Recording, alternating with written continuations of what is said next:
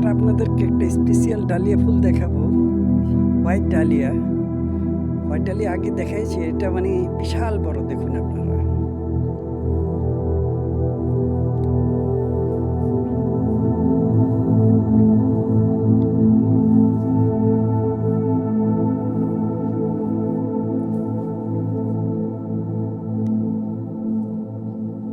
মানে কল্পনা করা যায় না, এত বড়। ওই দেখেন ডালিয়াটা, ভাবাই যায় না।